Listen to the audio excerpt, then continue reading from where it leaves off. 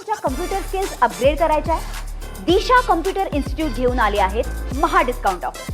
आता कोणताही कोर्स करा फक्त 1800 रुपयांमध्ये. ऐसा है कि महाविकास आघाड़ी सरकार ने एक महिलाओं के हक के लिए, संरक्षण के लिए, उनकी इज्जत इबरत इसके बारे में प्रोटेक्ट करने के लिए एक शक्ति करके एक कायदा बनाया था, बिल बनाया था और महाराष्ट्र असेंबली में वो मंजूर करके वो सेंट्रल में गया था, राष्ट्रपति महोदय के साइन के लिए गया था. लेकिन वहाँ से वो बिल वापस आया और उन्होंने कहा कि अभी सेंट्रल गवर्नमेंट ने बीएनएस जो कायदा बनाया है, बीएनएस जो कायदा बनाया है उसके अंदर जो भी प्रावधान है वो आपके बिल में अगर नहीं होंगे उतने ही प्रावधान उसमें डाल के या तो ऐड करके फिर से ये बिल भेजिए.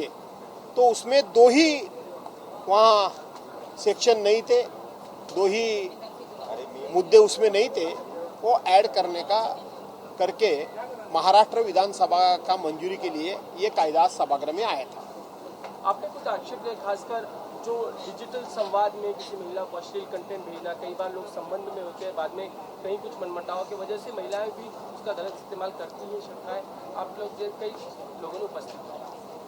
कैसा है कि महिलाओं को सब तरीके के हक देने के लिए हमारी सबकी जिम्मेदारी है और इस देश में, इस राज्य में महिलाओं को हक दिलाने के लिए, उनके ऊपर होने वाले अत्याचार अन्याय दूर करने के लिए ज़्यादा करके जो समाज सुधारक थे उन्होंने ही ज़्यादा इनिशिएटिव लिया है, उन्होंने ही वहाँ से पुढाकार लिया है कि जिसमें ज़्यादा करके पुरुष समाज सुधारक ज़्यादा है. जब से महिलाओं का हक देने का और पुरुषों से भी अभी महिला के बहुत आगे है हर क्षेत्र में. ये यहाँ तक कि सब आजकल की नई जो डेवलपमेंट हो गई और नए कायदे कानून बन गए, उससे कारण महिलाओं का हक मिल रहा है. अभी भी अन्याय हो रहा है कहीं.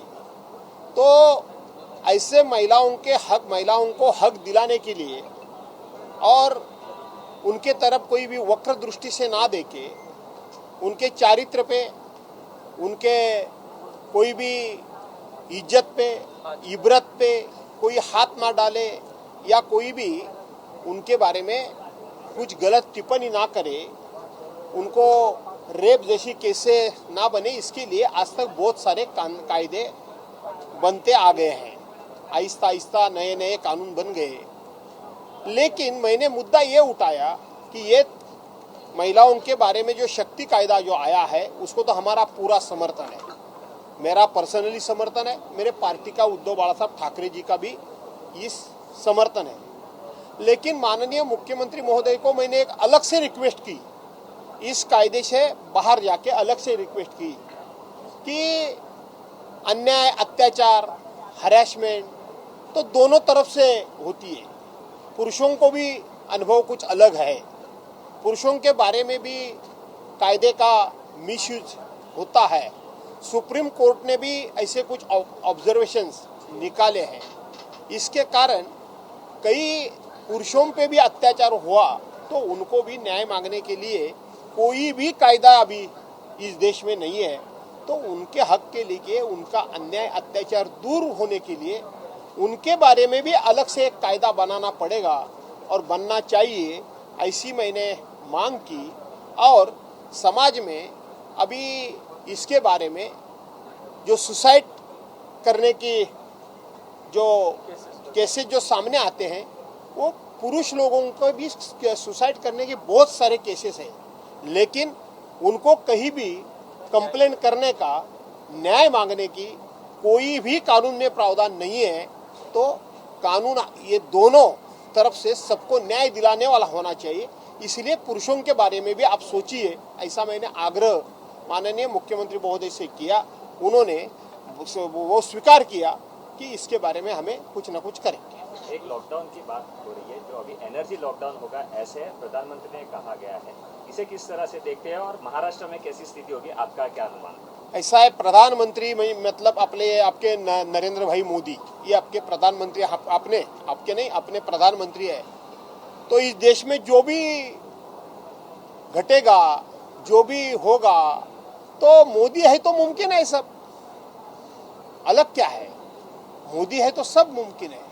लॉकडाउन, एक डाउन, वो वगैरह वगैरह वगैरह, मोदी है तो सब मुमकिन है। कल जब उन्होंने ऐसा बयान दिया उसके बाद से आप देख रहे हैं महाराष्ट्र के कई शहरों में लंबी कतारें लग गई है, लोग पैनिक होकर पेट्रोल भराने जा रहे हैं। तो इस तरीके का स्टेटमेंट से भ्रम पैदा हो रहा है। ऐसा माननीय प्रधानमंत्री महोदय ने कल स्टेटमेंट किया, लेकिन महाराष्ट्र में हर जगह एलपीजी गैस सिलेंडर के लिए लाइनें लगी हुई है, कतारें बढ़ रही है, लेकिन अंध भक्तों को दिखाई नहीं दे रही थी। कल माननीय प्रधानमंत्री महोदय ने ये किया, तो आपके सबको मालूम पड़ा कि ये कतारें है, मोदी है तो मुमकिन है। दूसरा ये कि रोहित पवार ने लगातार इजाज़ा पवार के प्लान क्रैश का मुद्दा उठाने की कोशिश की, बहस की, गुजारिश की, इसके ऊपर कुछ सरकार की तरफ से कांग्रेस कुछ जवाब आए। लेकिन अब मामला सामने आया कि कर्नाटक में जीरो एफआईआर दर्ज हुआ प्लेन क्रैश को लेकर। अब वहाँ के डीजीपी ने वो एफआईआर यहाँ के डीजीपी को भेज दी कि आप इसको एफआईआर में कन्वर्ट करें यहाँ पे बारामती में। सवाल ये है कि महाराष्ट्र में एफआईआर दाखिल नहीं होता, कर्नाटक में दूसरे राज्य में होता है। इतने बड़े नेता रहे महाराष्ट्र के अजित दादा पवार। बड़ी दुख की बात है कि अजित दादा पवार ये महाराष्ट्र के बहुत बड़े नेता थे। आज की जो महाराष्ट्र में गवर्नमेंट है, वो गवर्नमेंट में वो शामिल थे, एक बड़ा हिस्सा उनका भी था। वो डिप्टी सीएम थे, वो फाइनेंस मिनिस्टर भी थे, और गवर्नमेंट के जो विद्यमान गवर्नमेंट है उनके साथीदार थे। उनका बड़ा 28 जनवरी को इतना बड़ा एक्सीडेंट हो गया। वो एक्सीडेंट है क्या, कुछ साजिश है, ये घात है क्या अपघात है? ये जो शंका है महाराष्ट्र में और महाराष्ट्र के बाहर उपस्थित हो रही है, मुझे आश्चर्य हो रहा है कि करीब 1.5 महीना हमारा सेशन चला, इसमें गवर्नमेंट के तरफ से कोई निवेदन भी नहीं किया कि अजीत दादा के बारे में क्या हो गया, क्या जानकारी है, हम क्या आगे कर रहे हैं, इसके बारे में कोई भी निवेदन नहीं हुआ।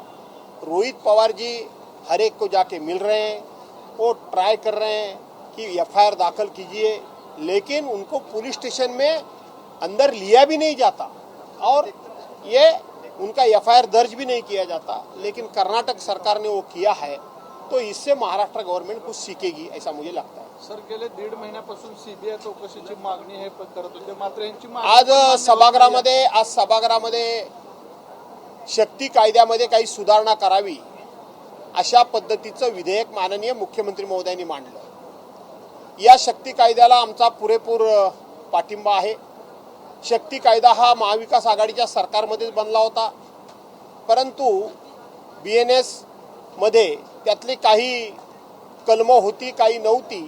ती 2 कलमं ॲड करण्याकरता म्हणून माननीय मुख्यमंत्री महोदयांनी तो कायदा सभागृहासमोर आणला आणि त्याच्यावर विचार मांडण्याकरता म्हणून मी जेव्हा उभा राहिलो, तेव्हा माननीय मुख्यमंत्री महोदयांना मी विनंती केली की या कायद्याला माझ्या पक्षाचा 100% पाठिंबा आहे, याला काही विरोध करायचं काही कारण नाही, कारण हा आम्हीच कायदा केला होता। याच्यामध्ये तुम्ही अमेंडमेंट करताय त्यालाही आमचा पाठिंबा आहे। पण समाजामध्ये आजपर्यंत स्त्रियांच्या उत्थानाकरता, स्त्रियांच्या हक्काकरता, त्यांच्यावर होणाऱ्या अन्याय अत्याचाराच्या विरोधात जास्तीत जास्त समाजामधल्या समाज सुधारकांमध्ये जो आवाज उठला, त्याच्यामध्ये जास्त करून पुरुषच या स्त्रियांच्या हक्काकरता जास्तीत जास्त लढले। हे आपल्या महाराष्ट्राचा इतिहास आहे, देशाचा इतिहास आहे। आणि वेगवेगळे 1980 सालापासून जे कायदे केले गेले, त्या कायद्यातून महिलांना संरक्षण देण्याचं काम हे प्रत्येकाने केलेलं आहे आणि प्रत्येक ठिकाणी गुन्हेगारांना शिक्षा देण्याचं सुद्धा काम केलेलं आहे। परंतु अशाच प्रकारे पुरुषांच्यावर सुद्धा खूप मोठा अन्याय होतो। या पुरुषांच्यावर सुद्धा शेवटी एका हाताने टाळी वाजत नाही, तर दुसऱ्या हाताने सुद्धा ती हात पुढे केल्याशिवाय टाळी वाजत नाही। आणि म्हणून कधी कधी पुरुषांच्यावर कायद्याचा दुरुपयोग करून ज्या केसेस होतात, 15-20 वर्षापासून संबंध दोघांचे संमती नाहीत, 15-20 वर्षानंतर खटकल्यानंतर माझ्यावर रेप झाला किंवा काही जाणीवपूर्वक माझ्यावर त्या ठिकाणी सेक्शुअल हॅरॅसमेंट असेल, आणखीन काय हॅरॅसमेंट असेल, माझ्या इज्जतीवर माझ्या इब्रतीवर मला छेडछाड केली वगैरे वगैरे वगैरे वगैरे, जे काही होईल त्याचा न्याय देण्याची महिलांना कायद्यामध्ये तरतूद आहे. परंतु अशाच पद्धतीनं जिथे पुरुषांना त्रास होतो तिथे मात्र पुरुषांना न्याय मागण्याकरता कुठेही जागा नाही, कुठलाही कायदा नाही, कुठलाही कायदा नाही.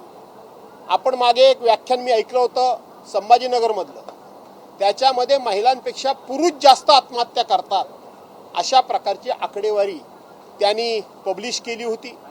ती आकडेवारी काय आहे याच्यात पण जाण्याची गरज नाही, पण एक गोष्ट खरी आहे की पुरुषांवर सुद्धा अनेक प्रकारचे अन्याय, अत्याचार आणि कायद्याचा दुरुपयोग करून अनेक प्रकारच्या खोट्या तक्रारी दाखल होतात. आणि म्हणून पुरुषांना सुद्धा न्याय मागण्याकरता कुठेतरी एक कायदा करावा आणि तो करणं गरजेचं आहे. कायदा हा नेहमी समान असावा, सर्वांना समन्यायानं वागवणारा असावा, सर्वांना न्याय देणारा असावा. एकतर्फी कायदा कधीही समाजामध्ये शांतता लाभू देणार नाही. एकतर्फी कायद्यातून दोघंही समाधानी कधी होणार नाहीत.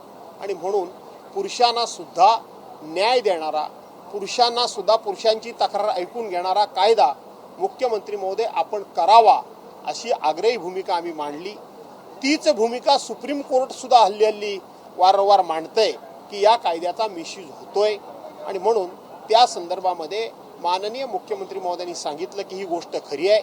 या संदर्भामध्ये विचार करावा लागेल की पुरुषांना न्याय देण्याकरता म्हणून आपण यानंतरच्या काळामध्ये विचार करू, अशा पद्धतीची चर्चा झाली.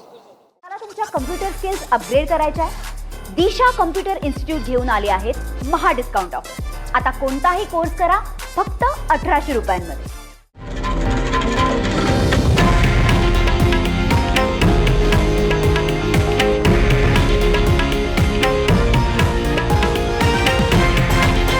हे आहे देशातील नंबर 1 न्यूज नेटवर्क आणि आपण पाहत आहात TV9 मराठी, एकमेव.